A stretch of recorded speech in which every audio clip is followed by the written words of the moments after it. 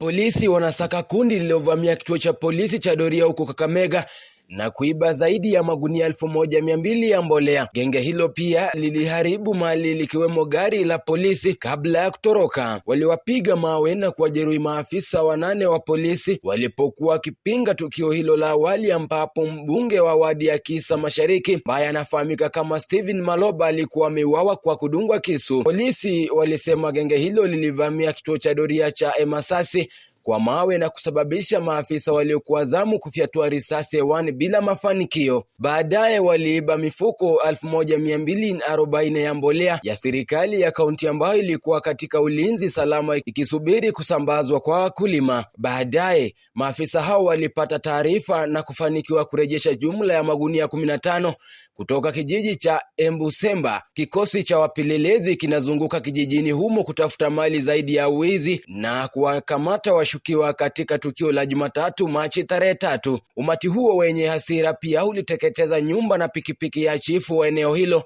ambaye anafahamika kama Walter Obuchere na kuwachinja ng'ombe wake 3. Vijana hao walikuwa wakipinga mauaji ya Maloba ambaye aliuawa kwa kuchomwa kisu Jumamosi wiki iliyopita. Maloba alishambuliwa na kudungwa visu kufuatia makabiliano makali na wafuasi wa mbunge wa Wisero Christopher Aseka Wangaya. Aseka alikuwa ameitisha mkutano nyumbani kwa mmoja wa wafuasi wake karibu na shule ya sekondari, na kundi la watu wanaoaminika kuwa wafuasi wa mbunge huyo walimkabili Maloba wakimwambia kwamba hatakiwi katika mkutano huo. Maloba aliyekuwa akitembea kwa miguu ndipo alipokumbana na kuchomwa kisu kwenye kwapa la kushoto na kufariki akiwa hospitalini. Polisi walisema